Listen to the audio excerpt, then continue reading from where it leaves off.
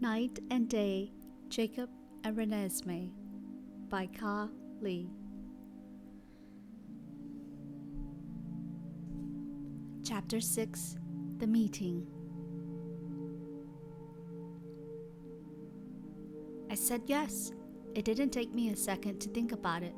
My father and elders all agreed marrying Nessie would be the best option to provide the best protection for Nessie and the Collins. The bond would also strengthen our pact. I didn't care what I had to do as long as it meant being able to protect Nessie. Now I just had to get Nessie to agree. She would understand, especially after being attacked by the bear. She knew there was true danger now. During the meeting, I found out the boy belonged to the Southo tribe. Just like the Quill-U tribe, they were shapeshifters.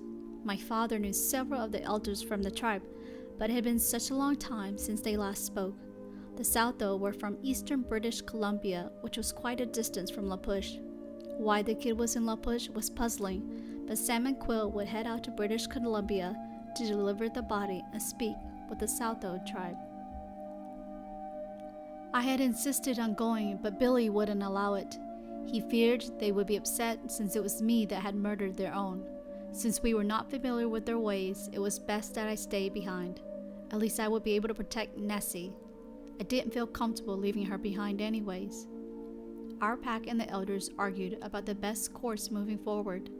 We were sure the kid was not alone, but how many were with him? We weren't sure. If he saw Nessie, then surely he would have communicated with the rest of his pack that he spotted a cold one. They had to be tracking him since he had been missing for the whole day now. Yet, he was here with our pack, lying motionless. This death didn't agree with me. It was self-defense and to protect Nessie. But a kid? He reminded me of Seth. Was he childish like Seth or more mature? How would his parents feel? I try not to think about it too much, but it affected me more than I had anticipated. Sam's hand on my shoulder startled me. Daydreaming much? I'm trying to justify what I did to this kid. I don't know if I will ever be able to justify it. Jacob, I'm not going to repeat myself. You did what was necessary. What's done is done. Now we have to rectify this somehow. We'll see what the elders have to say. Otherwise, congratulations, you're gonna get married. Yeah, thanks. So how do I explain this to Nessie without setting her off? I'm looking up at Nessie. She did not take that news well. Maybe I should have gotten down on one knee. I never thought her to be the romantic type. But maybe I was wrong. Maybe she does want a ring and the knee. Shit. Everything is happening so fast, I didn't even think about making this proper. I grabbed her hands and walked towards the cottage. Where are you taking me, Jacob? To your parents. I'm going to ask for their blessing. You can't. This idea is not going to work with my parents. We barely shared a kiss, and now you're ready to get married? I stopped myself short, and she ran right into me. I let go of her hand, turned myself around. I placed both my hands on her arms and stared into her eyes.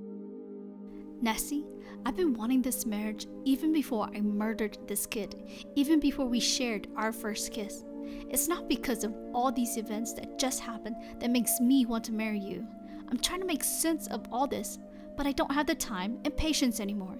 If marrying you means you'll have 100,000 more protection, then so be it. I'll take you as my wife right now. I was boiling mad. Her stubbornness really tested me. Looking around me, I found some yellow flower weeds. I plucked one fiercely, twisted its stem into a tiny circle, and carefully looped it around the petal. Holding the tiny flower ring with my fingertips, I dropped on both knees in front of her and raised the ring up to her. Nessie, I'm on both my knees because I'm surrendering myself to you. I'm surrendering my search for another. I'm surrendering my body to you. My whole life will surrender to you. I only want to honor and respect you until I can no longer breathe my last breath. Honor me by accepting this ring as a symbol of your promise to be my wife. It felt like an eternity waiting to hear her answer. Jacob. Nessie, please. I felt a sharp pressure against my chest. Did she always have to make me feel this way, even when she was silent? I will honor this promise. I tried as fast as I could to place the ring on her finger. Surprisingly, it fit perfectly around her delicate finger. I wrapped my arms around her as I got up. I lifted her up into my arms and my lips met with hers. She wanted me as much as I had wanted to touch her all day. I inhaled her sweet scent before letting her down. I held her hand and led her to the cottage. Let me get your parents' blessing now. I believe that happens before you propose to me, Jacob. Nessie, always the one with the witty replies. If you would have just allowed me to speak to them instead of being tenacious, then everything would have happened in the correct chronological order. Now, let's end this conversation so we can speak to your parents. I believe you are on your own with this one. My clan didn't decide upon us getting married as the only solution to the situation. I don't know if she was becoming smarter by the minute or again trying to test my patience. Nessie, I rubbed my hand through my hair and closed my eyes while taking a deep breath.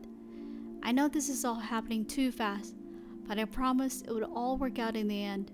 Just promise that you'll give me a proper burial when your mother comes after me. Her smile changed her mood drastically. You know I wouldn't let my mother harm you. This was the Nessie that I needed at this moment, until everything would be sorted out. I opened the door to the cottage and slowly entered. My heart was pacing faster than it should. I just needed to take a deep breath and hope Edward and Bella would understand. I was replaying in my mind what I wanted to say without upsetting anyone. As I looked up, Edward was standing near the doorway. I was so consumed with everything that had happened that I forgot Edward could read my mind. Edward stared at me with a stern look. Bella, you might want to come here.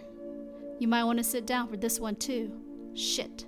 He knew, and his look did not like what he was reading in my mind. Bella came from around the corner. Edward, what is it? Jacob! I startled her standing there. Bella came towards me and hugged me. I'm sure this would be the last hug she will give me after this meeting. Renesmee, why don't you have Jacob sit down instead of holding on to his hand and arm? Nessie was not making this any easier. She was trembling, and I don't know why. If anything, it was going to be my life that was going to get threatened by her parents. We both sat down, and Nessie cleverly hid the ring from their sight. Edward knew exactly what I was going to say, but he wanted me to say it for Bella. I took a deep breath and quietly hoped this would go well. Edward, Bella, I know we've been through a lot in the past several years. I wouldn't change a thing, except maybe this uncomfortable position I'm in right now, as I could feel sweat pouring out of my pores. Concentrate, Jacob. What I wanted to speak to you both about is, you know I have a deep love for Nessie. It goes beyond this imprinting. It has been so natural for me to love her unconditionally, despite all the obstacles and time I had to overcome. With that being said, and the recent events that have happened, the only answer to offer Nessie a better protected life is to marry her. With your blessing, Edward, I am asking for Nessie's hand in marriage. There was a complete awkward silence. This must be where Nessie gets her silent awkwardness from. Breaking the silence, I kept on with my plea. Please know, that's not because of the recent attack that I only want to marry Nessie. I have wanted this day to come more than anyone else. I've been patiently waiting to take Nessie as my wife and share our life forever. Bella just stared at me with a blank expression, while Edward seemed to finally break a smile. Bella, please, say something. I'm sorry, Jacob. Everything is happening so fast, from her growth transition to finding out you both just kissed, and now I'm sitting here with you while you're asking for Renesmee's hand in marriage. I'm trying to take it all in. Edward stood up. Jacob, you have more than my blessing, but my support as well. I know there isn't anyone else I would trust Renesmee with. Edward shook my hand and then pulled me in for a tight embrace. I looked over to Bella, hoping she would reciprocate the same feelings. She slowly stood up, walked towards me, and wrapped her arms around me. Of course, Jacob, you have my blessing too. A big sigh of relief left me. This was much simpler than my previous conversation convincing Nessie. Bella turned towards Nessie. Renesmee. They both held each other tightly, laughing and crying at the same time. Nessie showed off the ring I quickly made out of weed from the front yard. She went on about how I didn't properly propose at the beginning, but surely made up for it by getting on both knees. Bella then looked at both of us and asked, "So when's the wedding?" Not knowing how she would react, I tried to speak.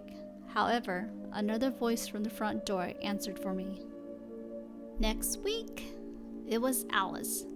Of course, I already saw this happening and waited patiently until all this unfolded.